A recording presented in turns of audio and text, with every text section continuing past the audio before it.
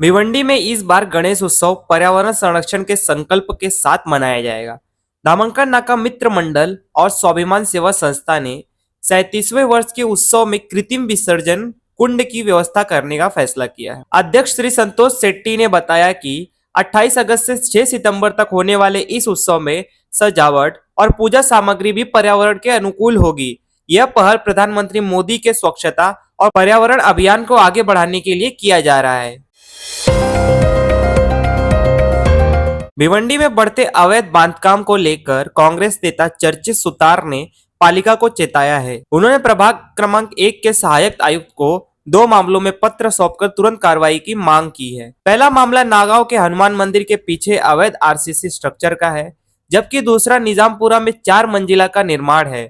सुतार ने नगर रचना अधिनियम 1966 की धारा 52 का हवाला देकर आरोपियों पर आपराधिक केस दर्ज करने की मांग की है। भिवंडी लोकसभा सांसद सुरेश मात्रे बाल्या मामा ने वाड़ा की जनसंपर्क कार्यालय में नागरिकों की समस्याएं सुनी। उन्होंने कहा, लोगों की समस्या मेरी जिम्मेदारी। कुछ मामलों में मौके पर ही फैसला लिया गया, जबकि बाकी मुद्दों पर जल्द कार्रवाई का आश्वासन दिया गया। नागरिकों ने बाल्या मामा के इस त्वरित रिस्पांस की सराहना की।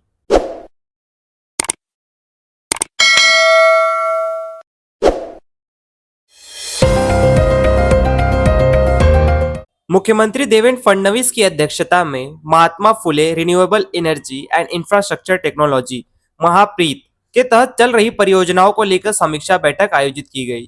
इस बैठक में उप मुख्यमंत्री अजित पवार, मंत्री संजय सिरसाट सहित संबंधित विभागों के अधिकारी और अन्य मान्यवर उपस्थित रहे। बैठक में ऊर्जा और अधोसंरचना से जुड़ी योजनाओं की प्रगति की समीक्षा की गई और उन्हें तेजी से लागू करने पर जोर दिया गया। रांची, झारखंड में 3,890 करोड़ रुपए की लागत से 9 राष्ट्रीय राजमार्ग परियोजनाओं का लोकार्पण और शिलान्यास किया गया। इस परियोजनाओं की कुल लंबाई 171 किलोमीटर है। रातू रोड पर बनने वाला एलिवेटर कॉरिडोर रांची के ट्रैफिक जाम से राहत दिलाएगा और समय और ईंधन की बचत करेगा। इस मौके पर केंद्रीय मंत्री अन्नपूर्णा देवी, संजय सेठ, राज्य मंत्री, सांसद और अन्य मान्यवर उपस्थित रहे। भिवंडी में दिन ब दिन बढ़ती ट्रैफिक से आम नागरिकों, छात्रों और महिलाओं को भारी परेशानी का सामना करना पड़ रहा है। इस गंभीर मुद्दे पर सांसद बाल्या मामा ने ट्रैफिक उपायुक्त से मुलाकात कर बड़े और हल्के वाहनों के लिए अलग मार्ग बनाने का सुझाव दिया, जिस पर अधिकारियों ने सकारात्मक प्रतिक्रियाएं दी हैं। साथ ही उन्होंने समृद्धि महामार्ग के घटिया काम को लेकर ठेकेदारों के बिल रोकने की सिफारिश भी की है। बाल्या मामा ने आश्वासन दिया है कि भिवंडीकरों को ट्रैफिक समस्या से जल्द राहत दिलाने के लिए वे लगातार प्रयास करते रहेंगे। भिवंडी में 200 खाटों वाले माता और बाल रुग्णालय को लेकर सांसद कपिल पाटिल ने एक पत्रकार परिषद में साफ किया कि यह प्रकल्प उनकी विशेष पहल और मंजूरी से स्वीकृत हुआ है।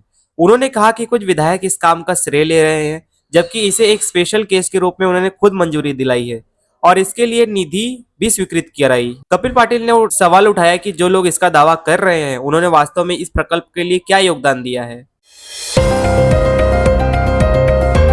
शांतिनगर पुलिस स्टेशन क्षेत्र में नाबालिग से सामूहिक दुष्कर्म का सनसनीखेज मामला सामने आया है। एक 15 वर्षीय घरेलू सहायिका के साथ लगातार 7 नाबालिग लड़कों ने दुष्कर्म किया, जिससे वह गर्भवती हो गई। पुलिस ने त्वरित कार्रवाई करते हुए 2 सगे भाइयों सहित सभी 7 नाबालिग आरोपियों को गिरफ्तार कर लिया है। इन सभी को बाल सुधार गृह भेजे गए हैं। मामले में एक महिला आरोपी की तलाश जारी है। इस दिल दहला देने वाली घटना के बाद पूरे शहर में हड़कंप मचा हुआ है।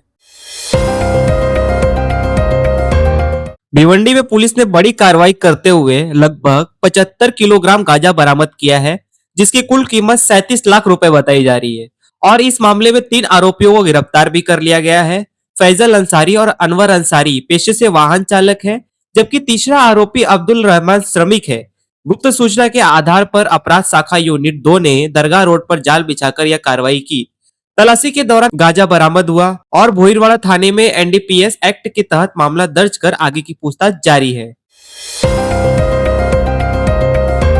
भिवंडी के सांसद बाल्या मामा ने थाने जिलाधिकारी अशोक सिंगारे से मुलाकात कर Virar Alibag multi modal corridor प्रकल्प से प्रभावित होने वाले किसानों की समस्याओं को लेकर निवेदन सौंपा। उन्होंने जमीन के नए मुआवजे, नौकरी की गारंटी, दर निश्चित समिति में किसान प्रतिनिधियों की भागीदारी और नागरिक सुविधाओं की मांग की। साथ ही प्रकल्प से होने वाले मुनाफे में किसानों को अस्थायी हिस्सा देने और 21 दिन की सहमति अवधि बढ़ाने की मांग की। बाल्या मामा ने कहा कि किसानों का हक उनका संघर्ष है और हर साल वे उसके साथ खड़े रहेंगे।